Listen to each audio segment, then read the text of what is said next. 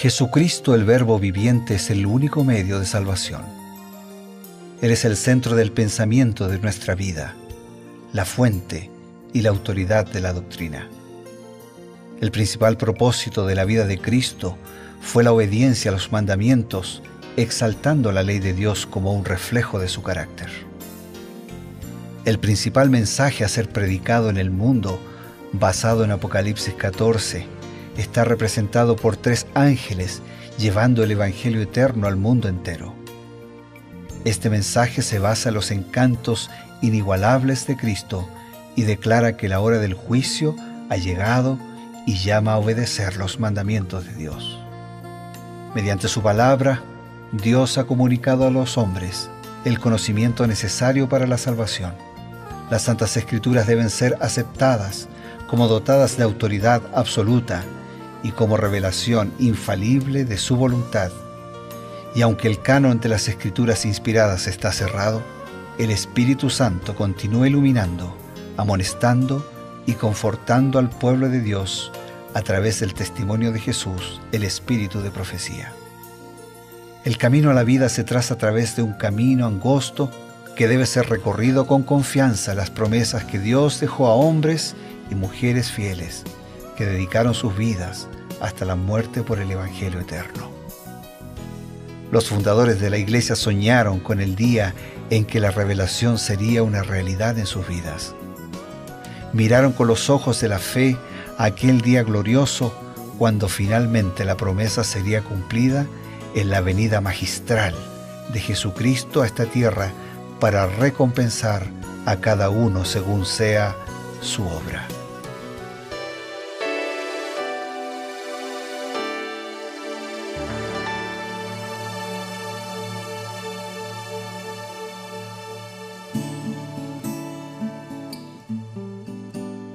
Continuamos nuestra caminata, el recorrido, junto con ustedes, por la palabra de Dios, aquí en Reavivados por su palabra, en el sector titulado Creed en sus profetas. Nos acompaña el pastor Bruno Razo. Es una alegría compartir con usted estos momentos de reflexión.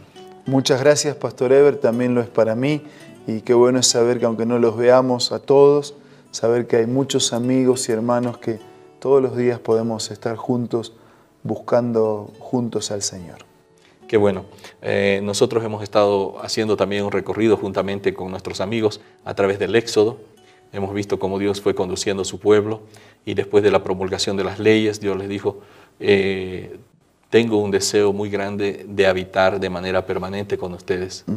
Y llegamos a Éxodo 25 justamente, donde Dios le da unas instrucciones especiales a Moisés para construir el santuario. Un edificio que seguramente tenía una importancia vital.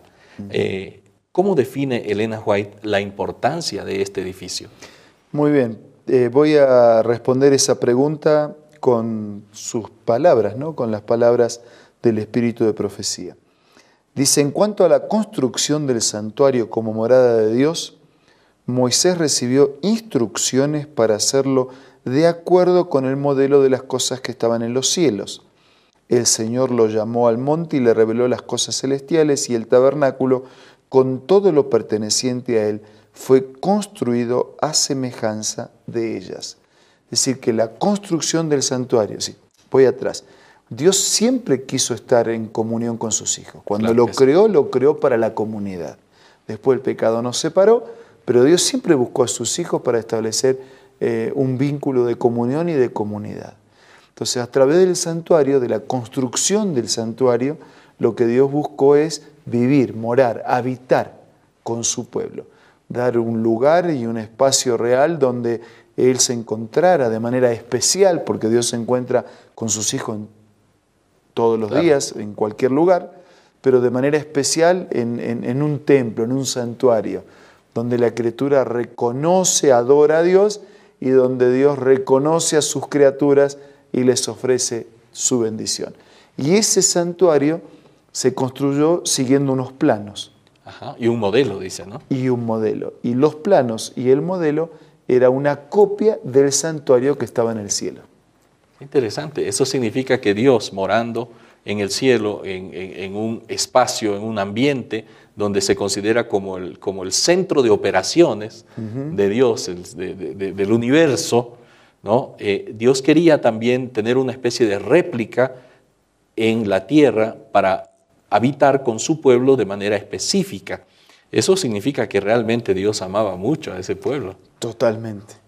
Y la promesa definitiva de Dios, o sea, la esencia de la promesa es: y habitarán conmigo, y yo con ellos, y ellos conmigo. Esa es la esencia. O sea, en el cielo, en la tierra renovada, lo más maravilloso de la eternidad es que podemos estar viviendo, compartiendo, conviviendo con Dios para siempre. Y ahora que el pecado produjo esa separación, Dios no pierde su intención y su propósito. Entonces Él procura, Él busca las maneras y las formas a través de las cuales igual puede estar y vivir en medio de su pueblo. Ahora es interesante que ese edificio, ese lugar donde Dios les pidió a ellos que lo construyeran, a Moisés específicamente, tenía ciertas secciones, tenía algunos compartimentos y dentro del compartimento que era conocido como lugar santísimo, que sería, digamos, como la habitación de Dios, había un mueble específico y aparentemente era el mueble más importante del santuario. Sí, bueno, ese santuario tenía sectores, tenía muebles diferentes, tenía servicios y cultos diferentes, y todo eso, todo, edificio, muebles, servicios, ritual, todo tenía como objetivo mostrar el costo del pecado y el costo de la salvación. El pecado que produce la muerte y la muerte del Hijo de Dios que salda mi deuda de pecado para que yo tenga chance y oportunidad de salvación. Y dentro de todo ese mobiliario que mencionas estaba el arca. Y cuando Elena de White comenta del arca, lo hace de esta manera. El arca del santuario terrenal era una réplica de la verdadera arca del cielo.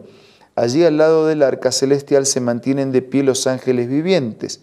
A cada extremo del arca, cada uno de los cuales cubre el propiciatorio con una de sus alas, elevándolas hacia lo alto, mientras con la otra cubren sus cuerpos en señal de reverencia y de humildad.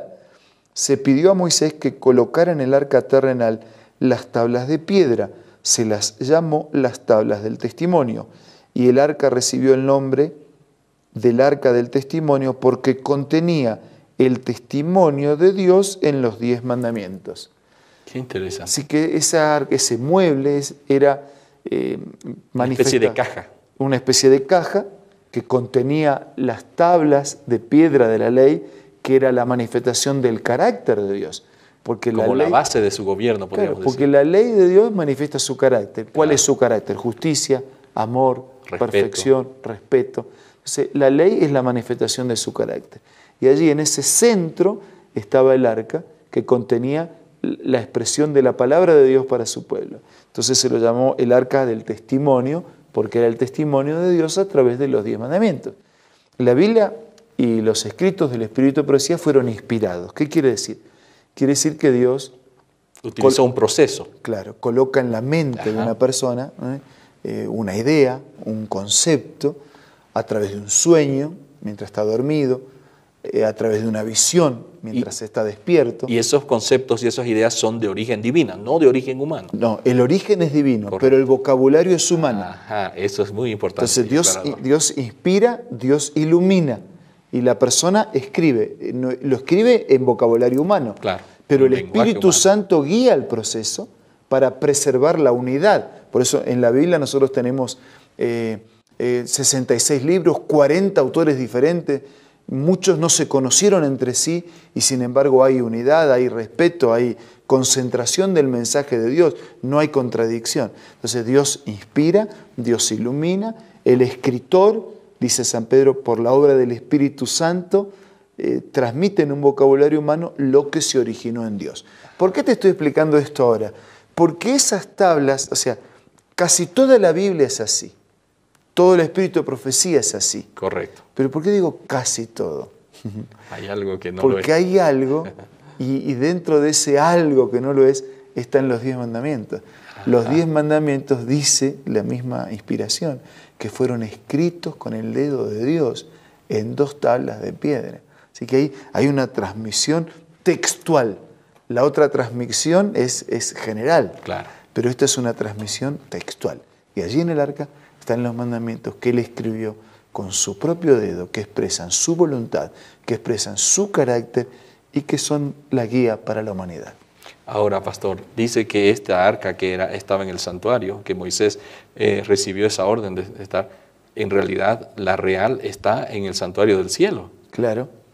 Eso- Hay algunos que les incomoda un poquito Ajá. que en el santuario de la tierra sigue un modelo del santuario en el cielo. Claro. ¿Por qué les incomoda? Porque en el santuario de la tierra hay muerte, ¿no es cierto? Entonces hay cosas sucias como son los pecados. Claro. Entonces como les incomoda un poquito. Pero en realidad Jesús está ofreciendo en el cielo, por su sangre y por sus méritos, limpiar nuestros pecados. Y hay un registro de nuestros pecados. Claro. Y lo hemos visto y lo veremos más, como en el santuario de la tierra había un día al año en que quedaba purificado el santuario. Y como el santuario del cielo también tiene un tiempo en que se va a purificar. Así Un día profético, escatológico, podríamos exactamente del que Daniel nos habla. Ajá. Entonces, todo lo del santuario, inclusive el arca, es una réplica, el santuario de la tierra es una réplica del santuario del cielo. O sea, es el trono de Dios desde donde comanda todo el universo. decir. Qué bueno. Pensando en ese momento tan especial, en esa escena especial del trono de Dios, queridos amigos, por favor quédense con esta idea solemne. Nosotros ya volvemos, reciban este consejo. ¿Qué tal? ¿Listo para compartir otra cita? Acompáñame. En la tierra renovada, los redimidos participarán en las ocupaciones y los placeres que daban felicidad a Adán y Eva en el principio. Se vivirá la existencia del Edén en huertos y campos. Esta cita la puedes encontrar en el libro Profetas y Reyes, escritos por Elena G. de White. Te invito a que sean parte de tu biblioteca personal. O, si te gusta la tecnología, puedes descargar la aplicación Elena G. de White del App Store o del Play Store.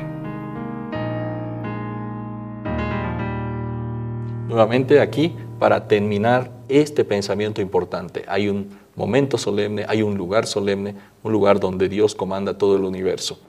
Y por supuesto nosotros también tenemos la seguridad de que Dios comanda nuestra vida. Pastor Bruno, por favor, las palabras de cierre y la bendición. Yo cierro con este concepto del Evangelio. Cuando Jesús estaba pasando y una persona llamada Zaqueo estaba en lo alto de un árbol porque él necesitaba ver a Jesús, pero no podía por sus propias limitaciones. Y dice el registro que Jesús miró hacia arriba, hacia donde estaba Zaqueo, le dijo que descendiera porque es necesario que yo pose en tu casa. Y yo quiero detenerme en ese detalle, porque el original del Nuevo Testamento no significa pasar por la casa, significa posar en la casa, quedarse en la casa. Para eso Dios hizo un santuario.